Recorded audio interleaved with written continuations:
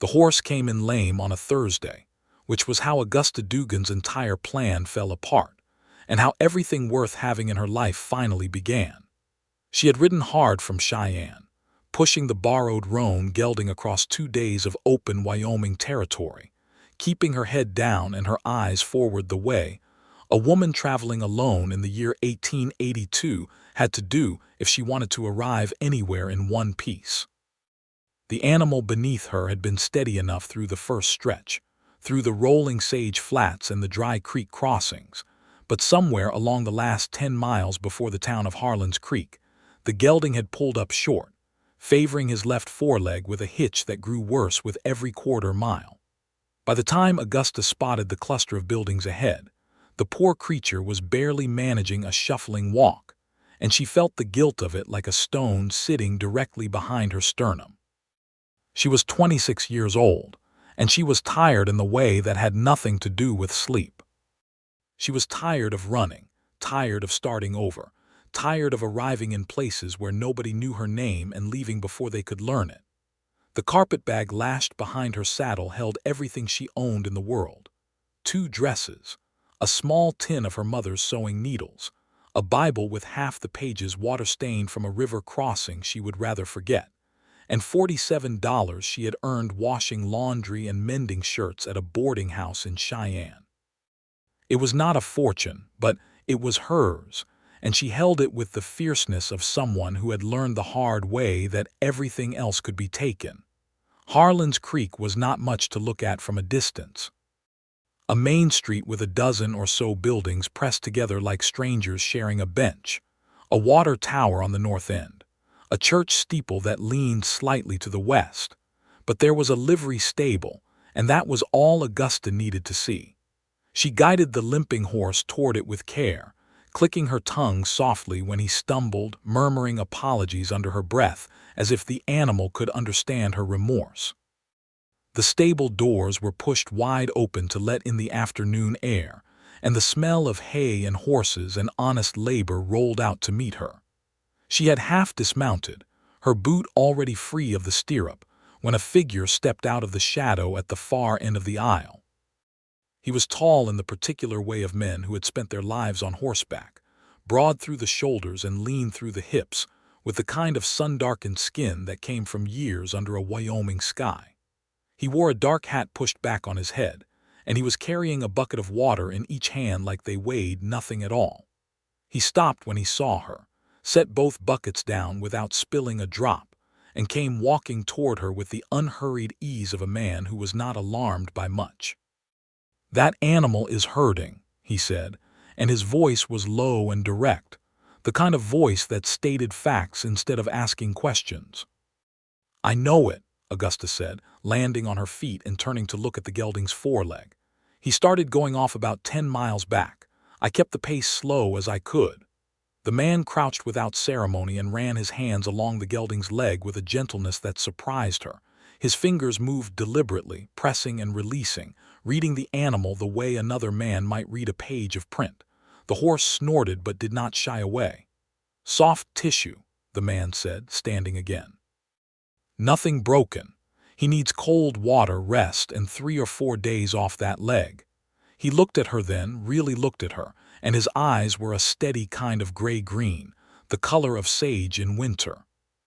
"Where were you headed?" "Larimer County," she said. "I have a position waiting, housekeeper for a family named Albright. Larimer County is another 2 days' ride from here. I'm aware of that." He considered her for a moment, then looked at the horse, then back at her.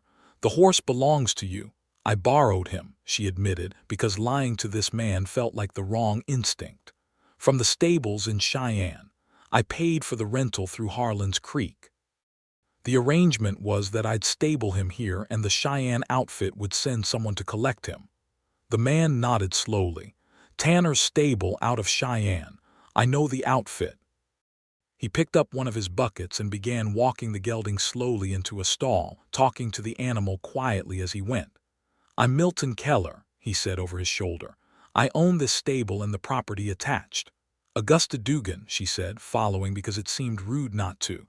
He got the horse settled, began running cold water over the foreleg from a cloth, and did not look up when he spoke again. The Albright family, they still up near Fort Collins? Yes. You could wire them.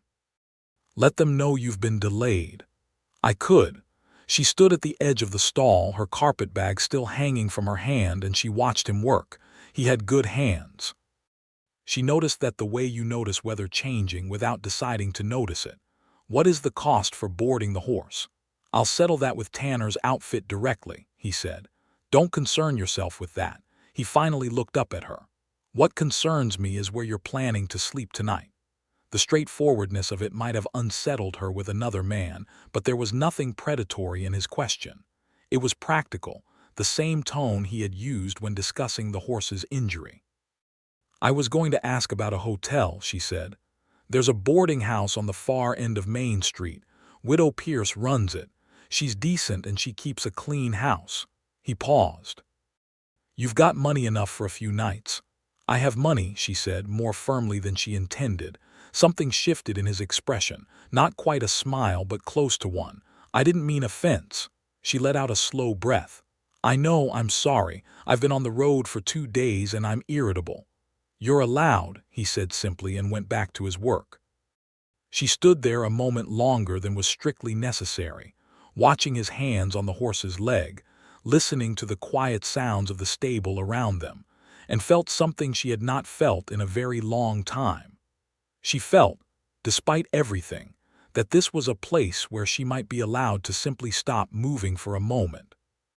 She thanked him and walked out into the late afternoon sun to find Widow Pierce's boarding house. The boarding house was, as Milton Keller had promised, clean and decent. Widow Pierce was a compact woman in her 50s with iron-gray hair and eyes that sized up a stranger efficiently and without malice. She gave Augusta a small room on the second floor with a window that looked out over the back garden, and she charged a fair rate that included supper and breakfast. At supper that evening, Augusta sat at a long table with 5 other boarders.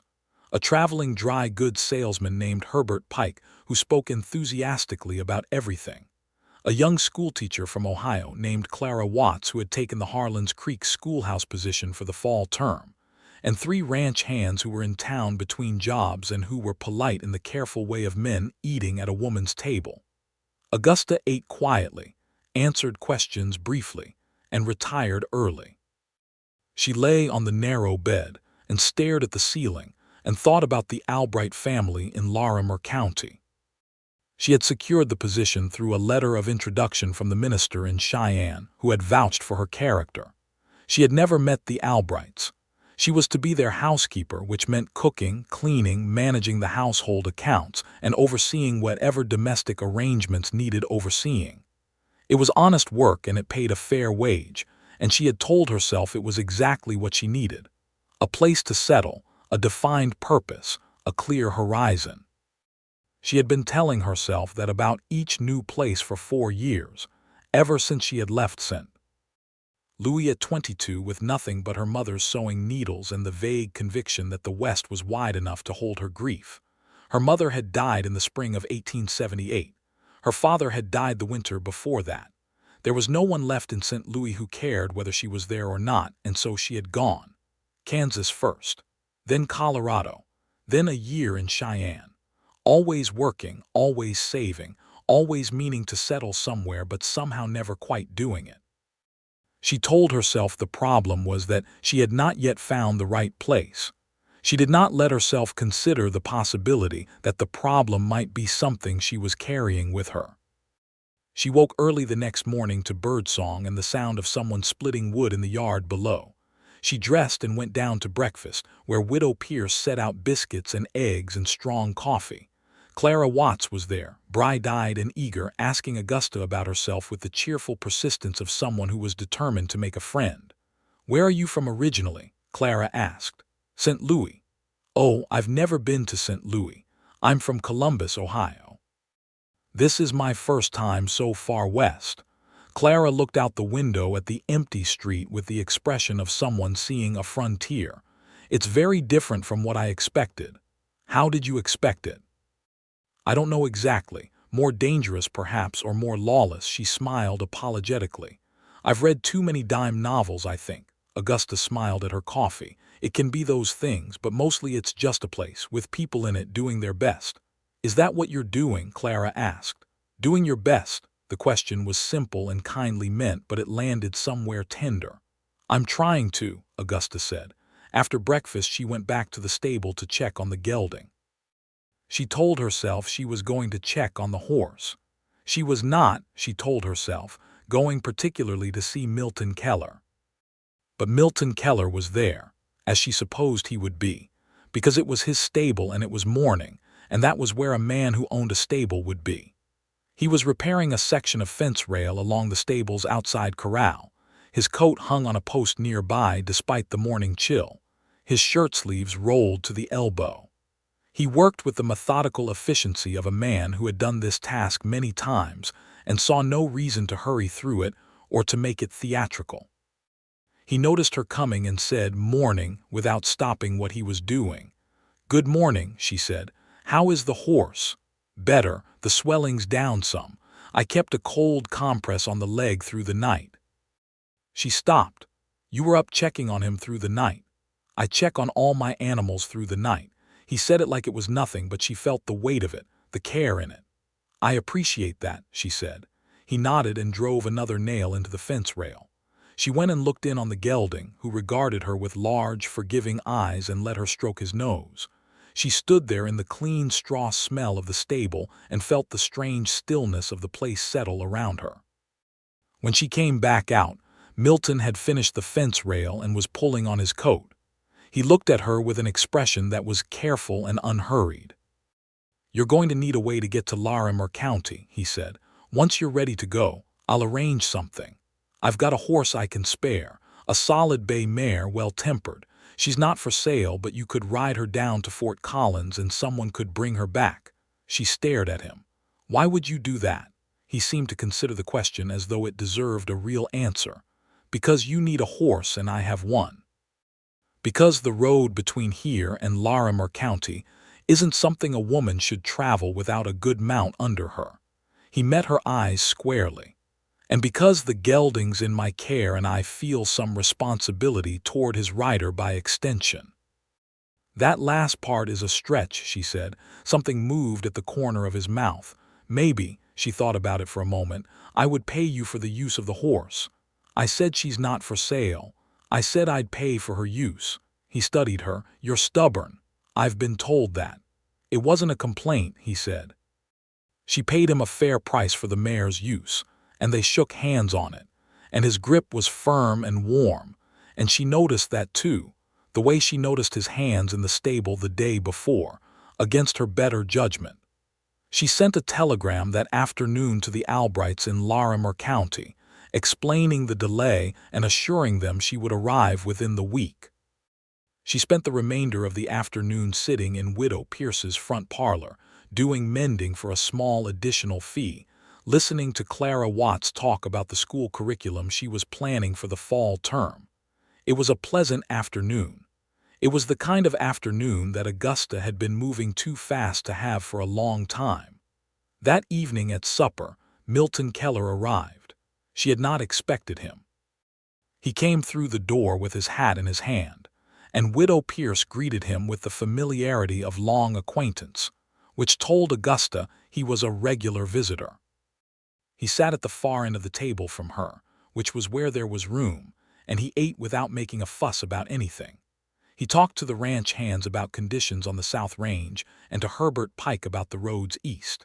He said very little to Augusta, but she was aware of him the way you are aware of something solid in a room, the way you know where the load-bearing wall is without looking directly at it.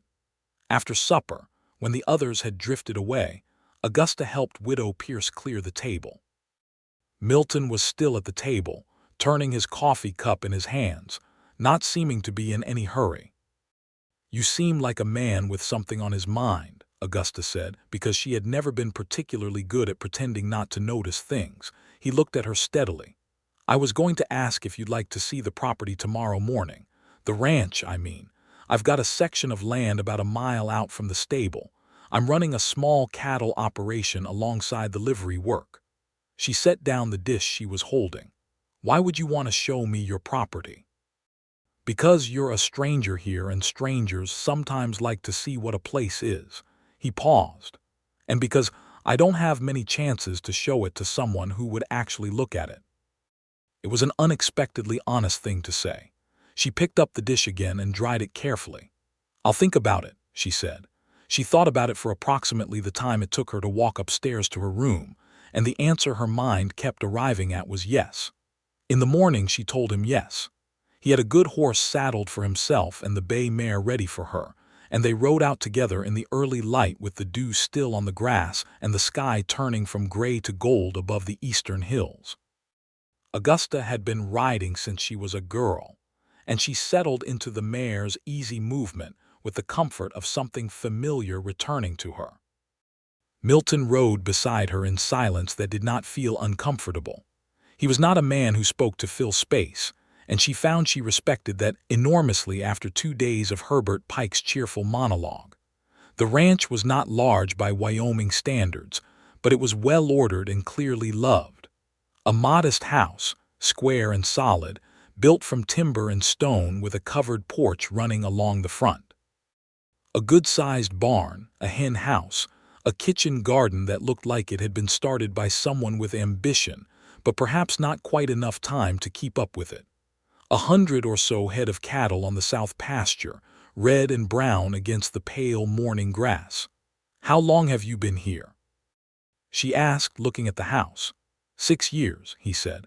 I came up from Colorado in '76, worked on the Mallory spread east of here for 2 seasons, then bought this parcel when old Harlan Jessup decided to move his family to Oregon.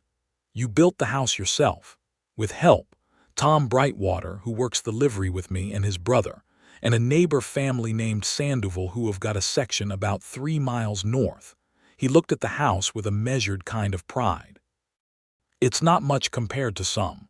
It's a great deal compared to nothing, she said, and he looked at her with something new in his expression. I suppose it is, he said quietly.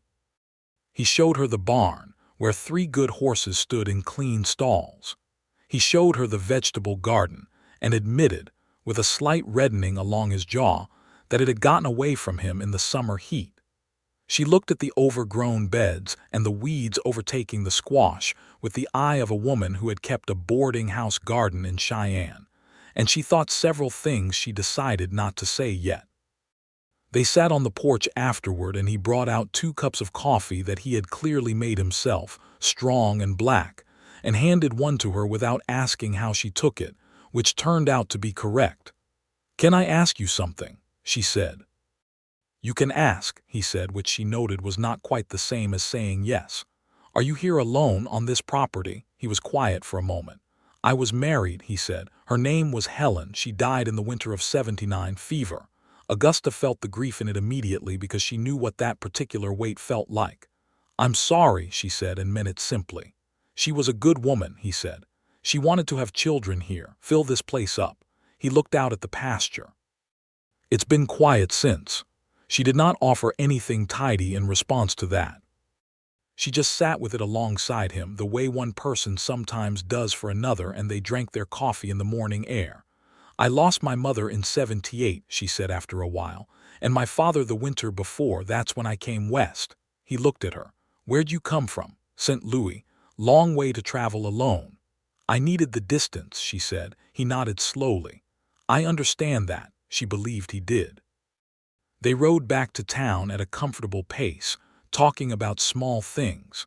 The fall weather that was already beginning to edge into the mornings, the quality of the road south, the price of cattle feed. It was the kind of conversation that mattered less for what was said than for the ease of its saying. When they reached the stable, he helped her down from the mare with a hand at her elbow, and then he said something that stopped her mid-step. The horse can stay as long as you need her, he said. She's no trouble, but you don't have to go, is what I mean. If you need more time to make arrangements, or if you wanted to stay a few days longer. She turned and looked at him.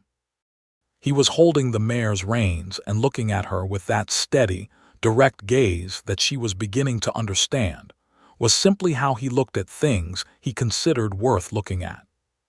You mean stay in Harlan's Creek, she said carefully. I mean stay, yes. He paused, and something shifted very slightly in his expression, something that was not quite certainty but was working toward it. "The horse can go back to Tanner's outfit whenever you're ready to send her, but you should stay, if you want." She stood in the morning sunlight outside his stable in Harlan's Creek, Wyoming, and felt the words move through her like something warm. She had been in motion for 4 years. She had told herself each time that she was moving towards something. And here was a man who was not asking her to stop being herself or to give him anything she had not offered. He was simply saying, "You could stop here, this could be a place." "I have a position waiting in Larimer County," she said. "I know you do," he said. "I sent them a telegram." "I know that too." She looked at him for a long moment. "Why should I stay?" she asked, not confrontationally but genuinely, because she was a woman who needed real reasons. He was quiet for a moment. Then he said, "Because you looked at my overgrown garden and you didn't say anything tactless, which tells me you're considerate.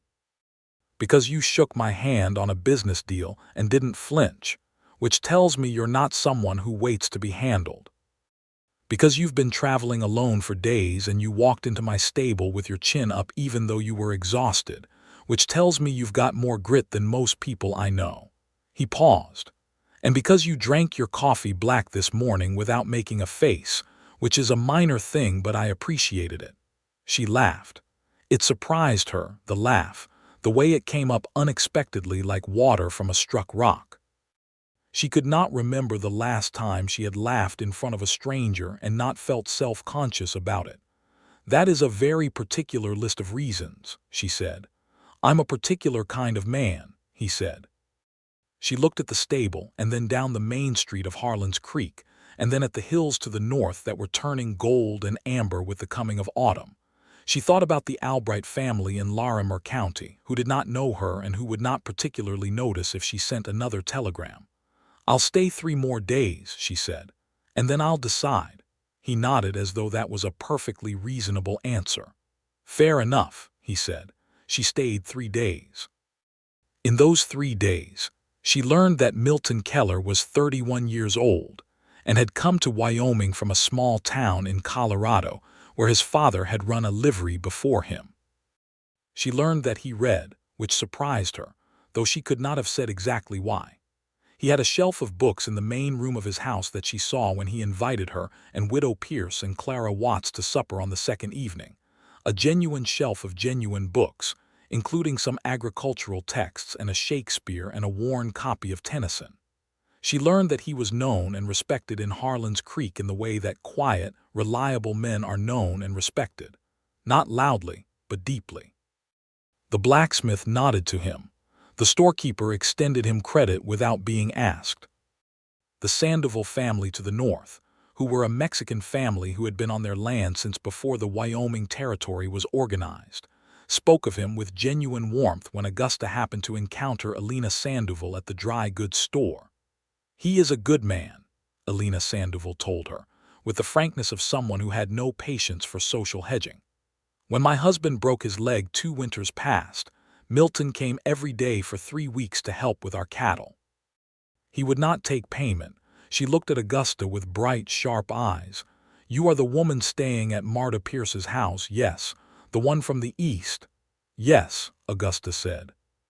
"He has not had a woman look at him the way you look at him in a long time," Alina said, and turned back to selecting her dry goods before Augusta could formulate a response. Augusta stood for a moment with a bolt of calico in her hands and decided not to think too hard about what Alina Sandoval had said. She did not entirely succeed. On the 3rd evening, Milton came to the boarding house at supper again, and afterward he asked her if she would walk with him. It was an early September evening, still warm enough for a light wrap, the sky going from orange to deep blue as they walked along the edge of town toward the creek that gave the place its name. The creek ran clear and low over a bed of rounded stones, and the sound of it was the pleasantest thing Augusta had heard in weeks. They walked without speaking for a while, which she had come to think of as one of his most agreeable qualities.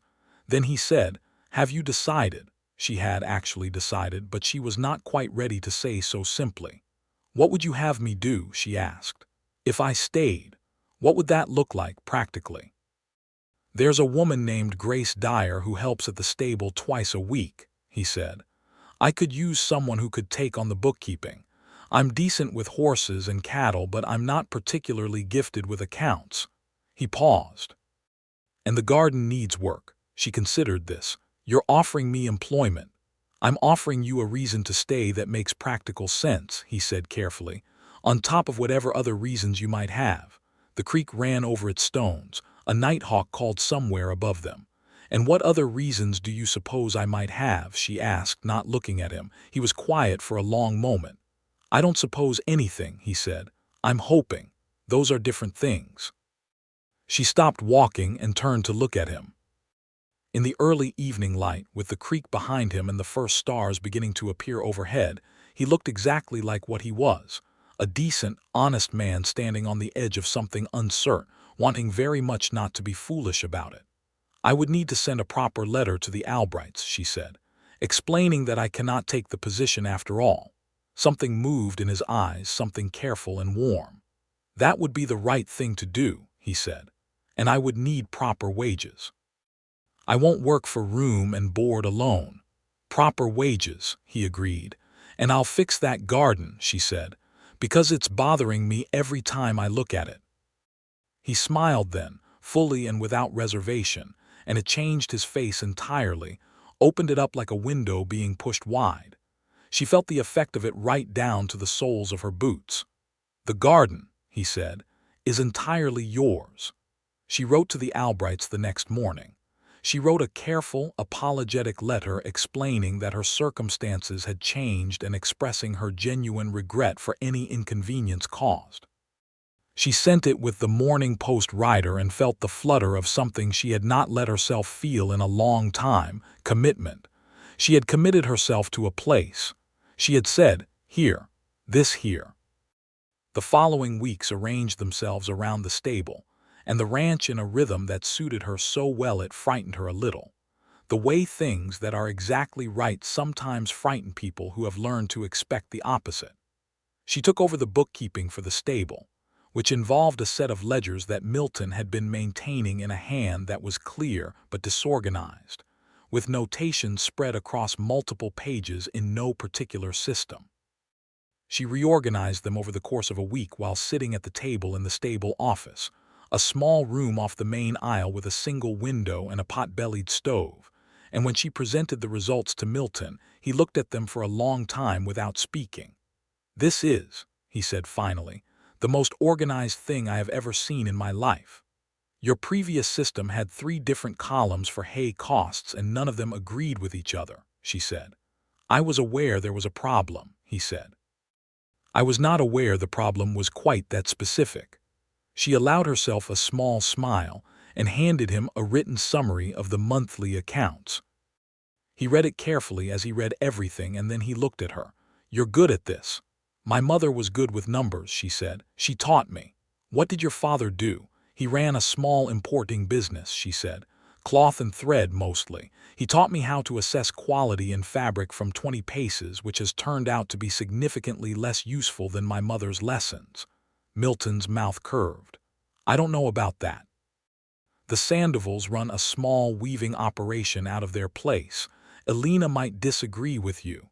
"I'll mention my qualifications to her," Augusta said. "You've met Elena at the dry goods store. She told me you're a good man." Something shifted in his expression, a slight reddening at the edge of his jaw that she had begun to identify as the particular color of Milton Keller being unexpectedly moved by something. "She's a generous woman," he said. "She's a direct woman," Augusta said. "I liked her immediately." She also, in those weeks, began working on the kitchen garden, which required the sort of honest, comprehensive effort that deeply satisfying tasks require. She pulled weeds with the thoroughness of someone settling a debt. She turned the soil, planted fall vegetables, covered the strawberry beds against the coming cold. Tom Brightwater, who worked the livery and who was a quiet, steady man of perhaps 40 with a sun-browned face and a slow way of speaking that Augusta liked, came by one afternoon while she was working and watched her for a moment with evident respect. "Mr. Keller has been talking about that garden for 2 years," Tom said. "Hasn't got to it." "He's been busy," Augusta said, pulling a particularly stubborn weed root. "He's been by himself," Tom said, which was not quite the same thing, and Augusta did not respond to it, but she thought about it for the rest of the afternoon. Tom Brightwater was, she came to understand, one of the more important features of Harlan's Creek. He had been working for Milton for 3 years, and he ran the livery with a calm competence that freed Milton to manage the cattle operation. He did not talk much about himself, but over time, in small pieces, Augusta gathered his history. He had come north from Texas, had worked on several large ranches, and had settled in Harlan's Creek when Milton offered him a steady position and fair wages. He was a man who had found his place and stayed in it, which Augusta found both admirable and, increasingly, aspirational. In the evenings, when the work was done, she and Milton fell into the habit of sitting on the porch of the ranch house after supper. She had been eating supper at the ranch more often than not, as the arrangement was practical. The ranch was where the work was, and Widow Pierce was understanding about Augusta's irregular appearances at the boarding house table.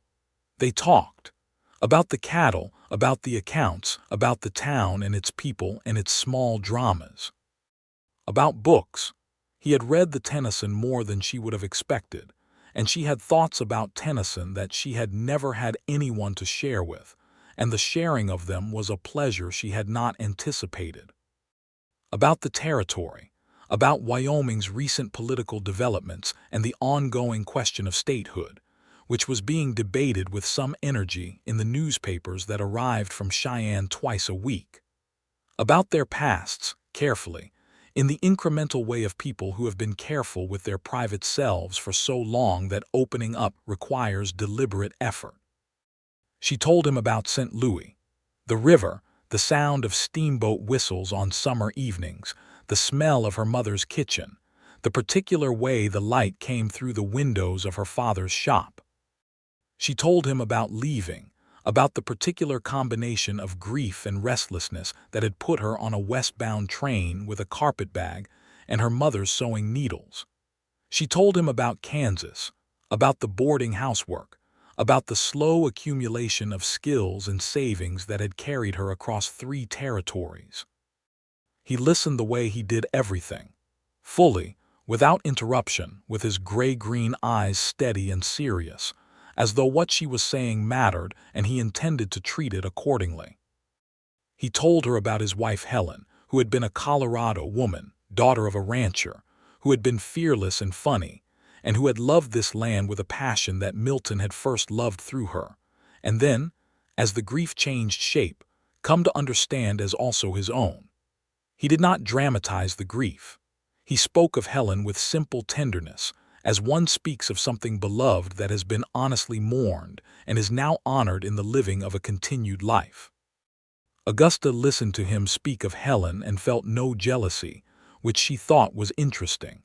She felt only respect, the way one feels respect for a house that has survived a hard winter and stands sound.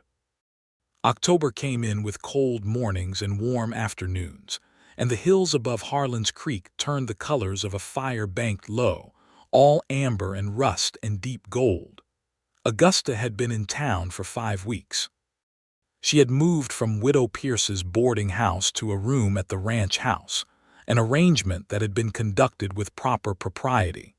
She had her own room, the door of which had a latch, and Milton had been so genuinely careful of her reputation and her comfort that she had to remind herself occasionally that men were not always so thoughtful.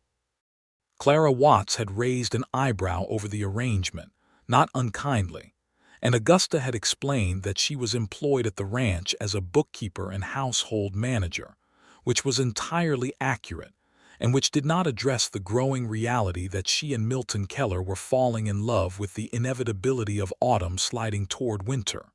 She knew it. She had known it in some honest part of herself, since the morning she had sat on his porch and drank coffee, and felt the particular sadness and solitude of his story settle beside her own without crowding either one. But knowing it and saying it were different things, and she was not, despite her reputation for directness, entirely certain how to say it. He resolved the uncertainty on a Tuesday evening in the middle of October, which was not a day that seemed marked for significance until it was. They had been going over the monthly accounts at the kitchen table, the lamp turned up against the early dark, and Augusta was explaining a discrepancy she had found in the feed costs from August, and Milton was listening with his chin in his hand and his eyes on the ledger page. And then he said, without any particular change in his manner, "I think about you all day." She stopped talking about the feed costs. He looked up from the ledger. "I'm sorry," he said. "That came out differently than I planned." "How did you plan it?" she asked. He sat back in his chair and looked at her with that steady directness she had come to need the way she needed coffee in the mornings. "I planned to say it more gracefully," he said. "But I've been trying to figure out the graceful version for 3 weeks now and I can't find it, so I said the plain one." He paused. "I think about you all day. I think about the things you say and the way you look at problems, and the way you laughed that one time outside the stable when I told you my reasons for wanting you to stay. I think about the fact that you're here and about how this place feels different with you in it." He was quiet for a moment. "I'm not a man who says things he doesn't mean. I'm saying this because I mean it." Augusta looked at him across the table with the lamplight between them, and she felt something she could only describe as arriving, not at a destination she had planned for, but at one she recognized as soon as she came to it, the way you sometimes recognize a road you have never been on as the right one. "I think about you too," she said, "in the same way, all day." He let out a slow breath as though he had been holding it for some time. "What do we do about that?" she asked, which was practical of her, and he seemed to find it funny and endearing in equal measure. "I'd like to court you properly," he said, "if you'll allow it." "Properly," she said. "Walks, suppers, conversations, the respectful kind of thing that people do when they're serious about each other." She thought about the fact that she had been living in his house for several weeks, and they had supper together most evenings and walked along the creek on Sunday afternoons, which seemed to suggest that the courtship had already been underway without either of them formally declaring it as such. She thought about telling him this. She decided it would keep. "I'll allow it," she said. He smiled, and she felt it again, that opening up quality of his smile, like a window pushed wide on a warm day. They went on that way through October and into November, and it was, as Augusta thought about it in the quiet of her room at night, the most grounded she had felt in 4 years. She was not pretending to herself that she was merely passing through. She was not maintaining the careful internal distance she had kept between herself and every place she had been since leaving St. Louis. She was here. She was present in a way that was sometimes uncomfortable, because being present meant feeling things fully, but she was finding that the discomfort was worthwhile. The town of Harlan's Creek was beginning to adjust to her presence in the way that small towns adjust to new elements, with initial caution and increasing warmth. Widow Pierce treated her like a capable younger relation, and sometimes sent over jars of preserves. Clara Watts came to the ranch on Saturday afternoons, and they read together or talked about books and politics, and the particular challenges of being a woman who wanted things in a world not always arranged for that wanting. Alina Sandoval invited her to supper at the Sandoval Ranch, where Augusta met Alina's husband Roberto, who was a broad, warm man with a laugh like a thunderclap, and their 3 children, and ate the best meal she had had since leaving her mother's kitchen. She was building something here, not just the accounts and the garden and the practical daily management of the ranch household. She was building a life, stone by stone, the way you build something that is meant to last. On a Sunday in early November, they were riding the south pasture together, checking the fence line before the hard weather came in earnest, when Milton stopped his horse and looked at her with an expression she had not seen on him before. It was the expression of someone who has made a decision and is working up to the saying of it. "Augusta," he said. "I know that tone," she said. "You're about to say something important." "I might be," he said. "I'd like it if you didn't make it harder than it already is." "I'm not trying to make it harder," she said. "I'm just naming what I observe." He looked at her for a long moment and then he said, "Will you marry me?" The pasture was very quiet. The cattle moved in the distance like slow thoughts. The sky above was the particular gray-blue of a November day that has not yet decided whether to offer sun or snow. "Yes," she said. She said it simply and without hesitation because she had been in some quiet part of herself waiting to say it for weeks. His breath came out of him in a visible cloud in the cold air. "That was fast," he said. "I'm a decisive woman," she said. "I had noticed that about you," he said. He reached across the space between their horses and took her hand, and she let him hold it, and they sat like that for a moment on the south pasture with the cold air around them and the cattle moving in the distance, and Augusta felt something she could only name as wholeness. Not the absence of loss or difficulty or the sharp edges of the world. Not a numbing. A wholeness that held all of it, the grief and the exhaustion and the years of motion, and held it all gently, the way good hands hold a frightened animal. She felt held. They were married in December the 14th in the small church with the westward-leaning steeple. It was a cold, bright day, and the church was full in the way of small towns that take their celebrations seriously. Clara Watts cried, which she had promised herself she would not do, and which she apologized for afterward with charming sincerity. Tom Brightwater stood up with Milton. Alina Sandoval brought tamales and a wedding cake that she and her eldest daughter had spent 2 days making. Widow Pierce wore her best dress and sniffed with dignity throughout the ceremony. The minister, a thin, earnest man named Reverend Colby, spoke about the particular courage it took to build something in a hard country, and about how love was both the foundation and the architecture of a life well lived. Augusta stood beside Milton in her good dress, the dark blue one she had bought from the dry goods store with money she had earned herself, and listened to Reverend Colby and thought that he was right, that it did take courage, and that she was grateful to find she had enough of it. When Milton put the ring on her finger, which was a simple gold band he had ordered from a jeweler in Cheyenne 6 weeks before, and which had arrived with 3 days to spare, he looked at her with such unguarded tenderness that she felt it like sunlight on cold skin. "I'll do right by you," he said quietly, under the Reverend's words just for her. "I know you will," she said, "and I'll do right by you." They rode out to the ranch afterward in the cold, bright afternoon, and when they came over the last rise and the house came into view below them, Augusta felt a thing she had been telling herself not to feel too soon in case it went away. She felt that she was coming home. The winter was a good one for being inside. There were hard days, the kind of cold that settled into the territory like a tenant who does not intend to leave quickly. And there were mornings when the stock needed attention before the sun was properly up and evenings when the wind came off the mountains with the particular meanness of Wyoming in January. But there was a fire in the hearth and food on the table and books on the shelf and Milton across from her in the evenings, reading or mending tack, or simply sitting with the particular comfortable presence of a man who was where he wanted to be. They talked about the ranch. They talked about the spring, about which calves they would keep and which they would sell, about the kitchen garden and whether to extend the east side of it where the soil was good, about a second water trough for the north pasture that Milton had been meaning to have Tom build for 2 years. They talked about the future with the easy specificity of 2 people who had both given up on the vague idea of the future and were interested only in the actual one. In February, Augusta told him she thought she might be expecting a child.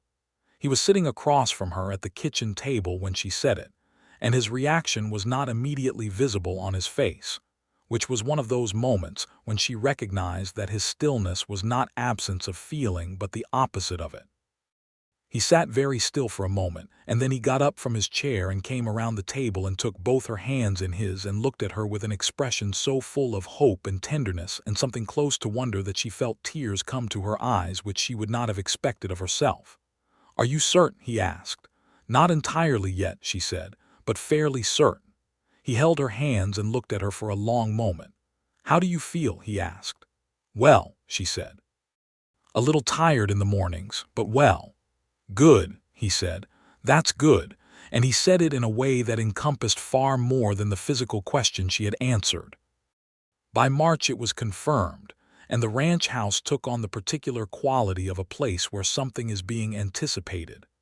Milton, who was not a demonstrative man in the public way, became in the private way of their daily life almost tenderly attentive.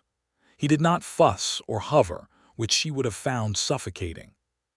He was simply more present, more careful, more inclined to make sure the firewood was always stacked and the lamp oil always full, and that she did not try to move anything heavier than she needed to.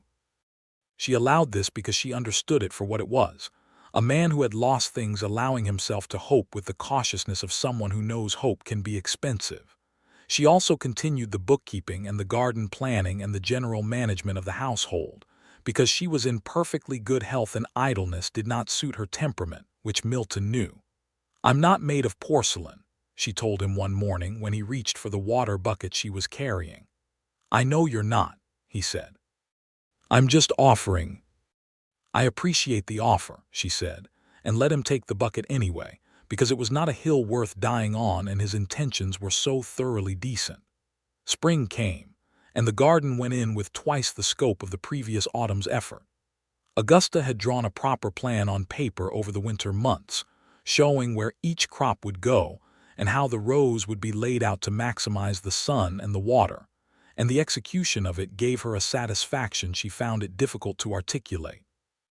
She was planting things that would not come up until she was very pregnant, and some things that would not come to full harvest until after the baby was born, and the fact of that, the casual assumption of her continued presence embedded in every seed she put in the ground, felt like the best kind of statement she could make. Alina Sandoval came by in April and walked the garden with her, and suggested a bed of chili peppers in the sunny corner, which Augusta planted with enthusiasm. They had become genuine friends, she and Alina, the kind of friends who disagreed about things without it mattering, and who said difficult things to each other without malice. Augusta had come to understand that Alina and her family navigated a harder road than Milton's. They had been on their land before the territory was organized, and they dealt with the casual dismissals and occasional genuine hostility that some Anglo settlers directed at their Mexican neighbors, with a combination of dignity and pragmatism that Augusta found both admirable and infuriating on their behalf. She said as much to Milton one evening. "What people say about the Sandovals in town," she said, "some of it is ugly and unfair." "I know it is," he said without being defensive. "You don't do anything about it." He was quiet for a moment. "I do some things," he said. "I trade with them openly and publicly. I speak well of them to anyone who will listen. When the county commissioner tried to challenge Roberto's land title 2 years ago on grounds that were specious at best, I testified on his behalf." He looked at her. "I'm not saying it's enough. It probably isn't, but I'm not silent about it." "No," she said. "You're not." She thought about it. "Neither am I. I know that too," he said, with the quiet warmth that she had come to think of as the particular color of his love. The summer moved through with the pace of the heavily pregnant. Slower, more deliberate, the world arranged around a growing center of gravity. Augusta was uncomfortable in the heat, but refused to be diminished by it. She read more, sewed things for the baby from cloth she had chosen carefully, taught Clara Watts the method of keeping household accounts that she had developed for the ranch, because Clara's natural organization would benefit from a good system. She sat on the porch in the evenings and watched the sky go through its colors and felt the baby move and thought about names. "I want to name him for your father," she told Milton one evening. "If it's a boy," Milton went very still. "My father's name was Thomas," he said. "Tom then," she said. "Tom Keller, if that's all right with you." He looked at her for a long moment. "Where did you come up with that?" he asked, and his voice was slightly rough. "You've talked about your father with a great deal of love," she said simply. "It seems like the right way to honor that." He reached over and took her hand and held it. He did not say anything for a while, and she did not require him to. "And if it's a girl," he asked eventually. "I've been considering Margaret," she said. "After my mother." "Margaret Keller," he said. That's a good name." "It is," she agreed. The child was born in September of 1883, a boy, arriving on a clear morning after a labor that was hard but not catastrophically so, attended by the town's doctor, a competent man named Dr. Farrell, who had seen enough difficult births to be calm about the manageable ones, and by Widow Pierce, who had been present at more births than she could count, and whose presence was, in the event, enormously steadying. Milton was in the next room, which was where the custom of the time placed him, and the distance was clearly costing him something. When Dr. Farrell brought him in afterward and Augusta held up the baby, his face did something she had never seen it do before and never forgot. He came and sat beside her on the bed and looked at his son with the expression of a man seeing something he had stopped believing was possible, and she thought that this was the wholeness she had felt on the south pasture in November, but larger now, with another person in it. "Tom," Milton said, very quietly, and the baby turned his head at the sound, which made them both laugh with the startled delight of new parents. Tom Keller was a good baby by most measurements. He slept reasonably, ate enthusiastically, and regarded the world from his first weeks with the attentive gray-green eyes he had inherited from his father. The ranch house arranged itself around him with the natural reorganization of a home accommodating new life. Milton, who had spent years in a quiet house, was transformed by fatherhood in the way of men who discover they have an enormous capacity for this particular kind of love, and have simply been waiting for the occasion. He was patient and capable and genuinely interested in the infant in a way that Augusta found deeply moving. He took to getting up in the night with a willingness that surprised her, and she found him on more than one occasion sitting by the fire at 3 in the morning with Tom on his chest, reading the Tennyson to the baby in a low voice, which was both absurd and one of the most beautiful things she had ever witnessed. The town of Harlan's Creek received the news of the Keller baby with the warmth of a community that had been watching this particular development with interest. Widow Pierce brought a quilt she had been making since February. Clara Watts arrived with books because Clara Watts was Clara Watts. Elena and Roberto Sandoval came with food enough to feed the household for a week, and stood over the cradle and said things in Spanish that Augusta did not entirely understand, but the tone of which was unmistakably loving. Tom Brightwater knocked on the door one afternoon and stood on the porch with his hat in his hands and a carved wooden horse that he had made himself during the winter evenings, which was beautiful work, and which he presented to the baby with the understated pride of someone who is not accustomed to being sentimental, but has made an exception. That autumn was golden. Augusta thought later that it was one of those seasons that you do not know at the time is exceptional, that you only recognize afterward as the kind of happiness that is not taken for granted once you understand what its opposite feels like. She knew some of what its opposite felt like. She had carried it across 3 territories in a carpet bag, and so she did not take the golden autumn for granted. She noticed it daily, deliberately. The quality of the morning light on the frost-tipped grass, the sound of the baby laughing for the first time when Milton made a sound at him, the smell of the kitchen garden in the late afternoon, the weight of Milton's hand over hers on the porch railing in the evenings. She noticed all of it and held it carefully, the way you hold something you have earned. By the time Tom was 6 months old, he was a sturdy creature with his father's eyes and Augusta's tendency to examine things with focused attention before committing to a reaction.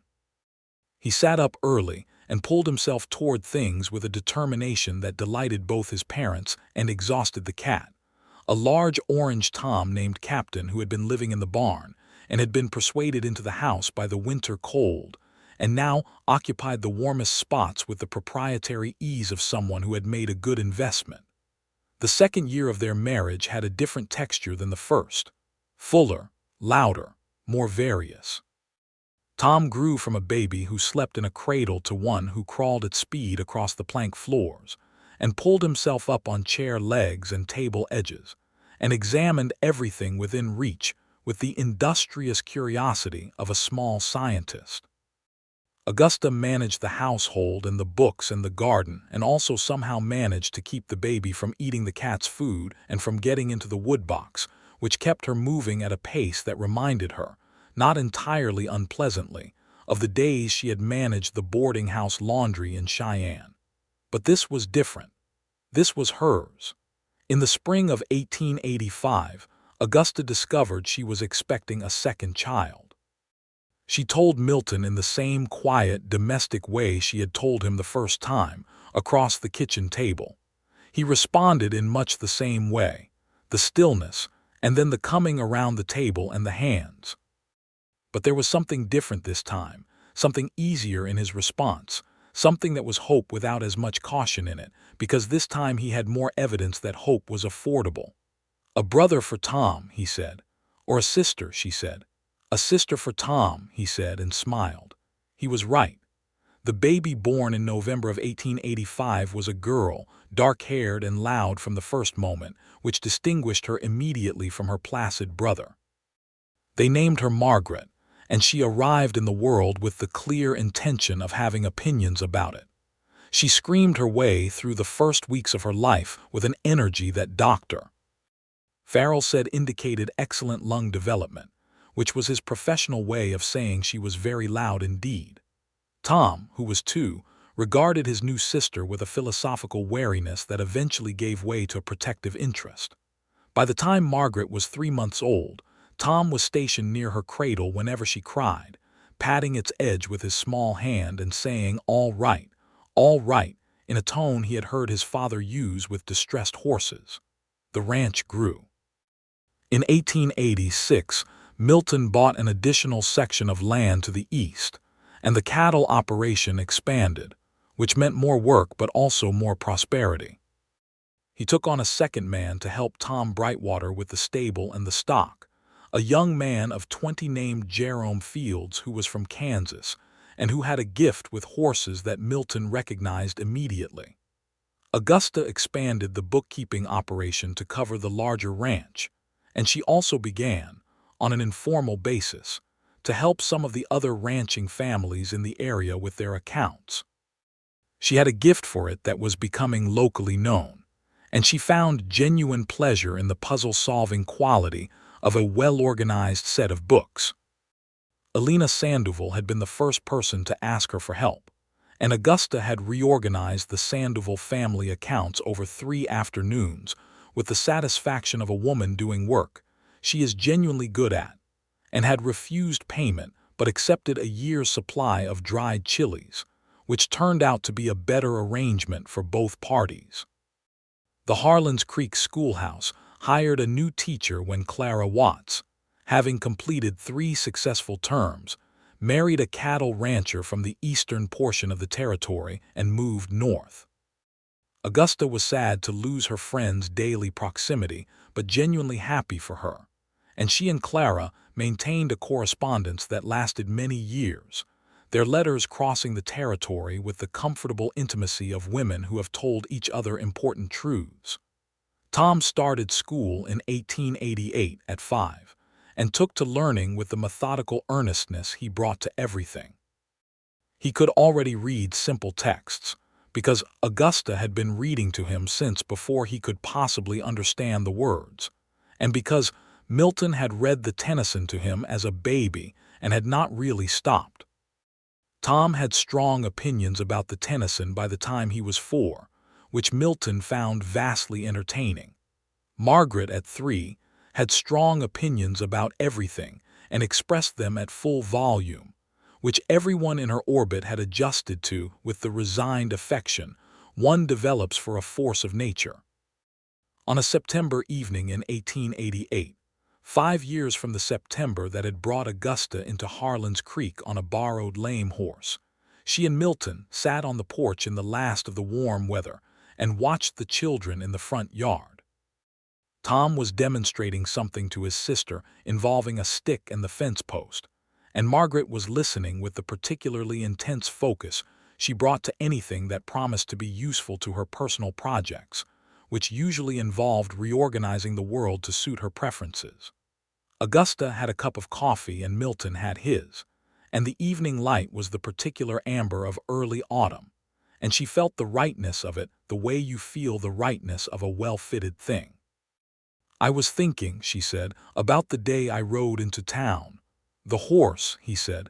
"The horse," she agreed. "He came in lame and I thought my entire plan had collapsed." "What was your entire plan?" "Get to Larimer County, take the position, settle somewhere." She watched Tom show Margaret how to balance the stick on the fence post. "I was so convinced I knew exactly where I was supposed to end up." "And you were wrong," he said without any smugness in it. "I was profoundly wrong," she said, "in the best possible way." He was quiet for a moment. "I think about that day," he said, "when you came through the stable doors. You looked like you were not going to let the world see that you were tired." "I was very tired," she said. "I know, I could see it." He paused. "I didn't want you to leave," he said, "even then, even before I could have said why." "You said the horse could go," she said. "But I should stay." "I meant it then," he said. "I mean it more now." She reached over and put her hand over his on the armrest of his chair, and he turned his hand under hers and held it. "I'm glad the horse was lame," she said. "That is a terrible thing to say about a horse," he said. "He recovered perfectly well," she said. "I made sure to ask Tanner's stable about it. He was back in service within the week." Milton shook his head, smiling. "You would have followed up on the horse." "Of course I would have," she said. "It was a borrowed horse and I felt responsible." They sat like that in the September evening, hand in hand, and watched their children play, and the light went slowly from amber to rose to the soft blue of early dark. In the years that followed, the ranch continued to grow and the family with it. The bookkeeping business that Augusta had started informally became a genuine enterprise by 1890, when Wyoming achieved statehood and the business environment in the territory changed in ways that created new demand for organized financial record-keeping. She had 6 regular clients among the ranching families within riding distance, and she managed all of it alongside the ranch's own accounts with a system she had refined over the years into something she could run with efficient thoroughness. Wyoming's statehood that year brought with it a notable distinction. Wyoming included in its state constitution the provision for women's suffrage, which had been part of the territorial law since 1869. Augusta, who had been aware of this provision since her arrival in the territory, and who had exercised her right to vote in territorial elections with a quiet ferocity, found the moment of statehood confirmation deeply meaningful.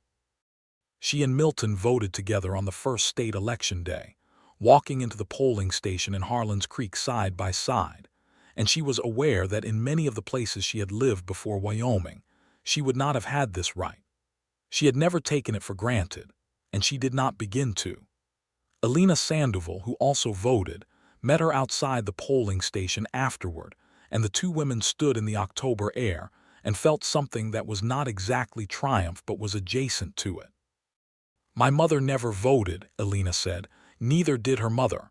"Neither did mine," Augusta said. They stood there for a moment and then Alina smiled. "Well," she said, "today we both did."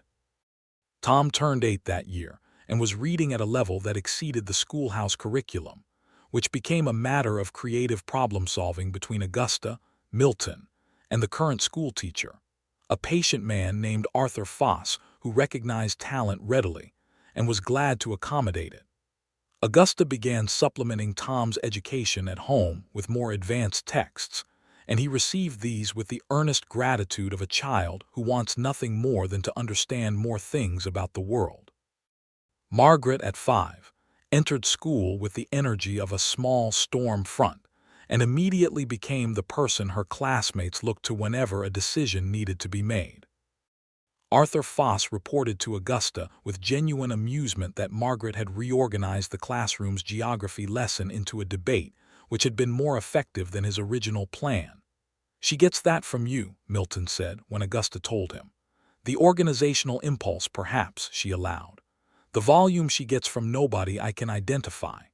He laughed, and she loved the sound of it, which had only gotten better over the years, richer and more certain. In the spring of 1892, Augusta found herself expecting a third child, which came as a genuine surprise to both of them. She told Milton across the kitchen table in the now-established tradition, and he went around the table and held her hands, and they looked at each other with the comfortable wonder of people who have been amazed by their own good fortune before and know it does not get old. "Another one," he said. "Another one," she agreed. "Tom is going to be very serious about this," he said. "He'll want to be in charge of something." "Margaret will want to be in charge of everything," she said. "Naturally," he said. The third child arrived in October of 1892, a boy they named James, after Milton's younger brother who had stayed in Colorado and who ran a small farm near Pueblo and who they saw every few years when distances and weather permitted.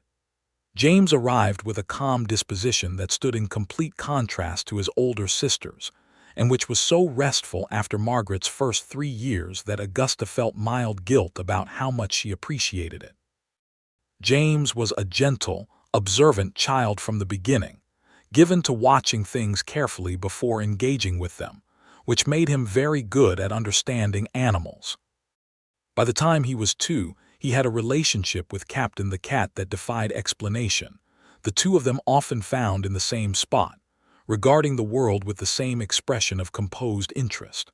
By 1893, the Keller household was a busy, full, thoroughly alive place. Tom was 10 and had opinions about cattle management that were not entirely wrong, which Milton acknowledged with the particular pride of a father who recognizes his own competence in his child. Margaret was 8 and was running a small lending library from a shelf in her room, charging other children in town a marble per book per week, which Augusta made her stop charging for on the grounds that access to books should not have a financial barrier, but allowed her to keep the organizational system because it was genuinely impressive. James at 1 was content to watch his siblings with interested eyes and allow Captain to sit on his feet, which Captain preferred to any other location in the house. Augusta was 37 years old, and she was not tired anymore, not in the way she had been on the road from Cheyenne with a limping horse and $47 and the weight of 4 years of motion. She was tired in the good way, the way of someone who has spent a full day doing things that matter, and who will sleep well and wake to another such day. She sat on the porch one evening in late October, James asleep in her arms, and watched the last of the autumn light move across the hills. Tom and Margaret were somewhere in the barn, the sounds of their argument about something coming faintly through the still air. Milton was finishing the last of the evening chores in the corral. Captain was on the porch railing, regarding the last of the light with the composed appreciation of a creature who has never had reason to doubt that warm places will always be available to him. Milton came around the side of the house and stopped when he saw her, as he sometimes still did, with the look of a man who is surprised by something good even though it has been reliable for years. He came up the porch steps and sat beside her and looked at James and then at her. "Hard day?" he asked. "Good day," she said. "Full day." He looked out at the hills. The amber light was fading to rose. The barn argument had resolved itself into a collaboration, judging by the change in tone. "Do you ever think about where you'd have ended up?" he asked. "If the horse hadn't gone lame." She considered it. "Larimer County," she said, "the Albright family." And after that, she thought about the pattern of herself, the 4 years of motion, the careful distance she had kept between herself and every place, every person. "Another position somewhere," she said. "Another town." "Still moving," he said. "Still moving," she agreed. "Until I stopped." He looked at her. "I'm glad you stopped here." "I'm glad you said what you said," she said. "At the stable. The horse can go, but you should stay." She shifted James slightly in her arms. "Most people would have just shown me the boarding house and left it at that." "Most people probably would have," he said. "Why didn't you?" He was quiet for a moment, thinking about it with the genuine care he brought to questions worth answering. "Because you looked like someone who needed someone to say it," he said. "You looked like someone who'd been going a long time without anyone saying, 'Stay. You can stop. This is a place.'" He paused. "I don't know if I'm explaining it right." "You're explaining it right," she said.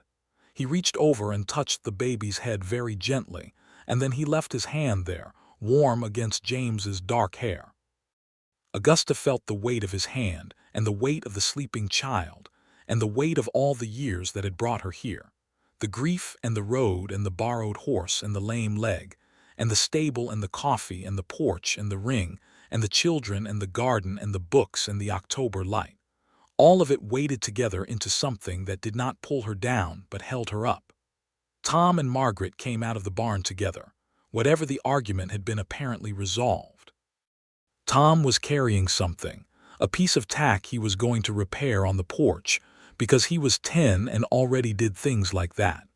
Margaret was talking, because Margaret was always talking.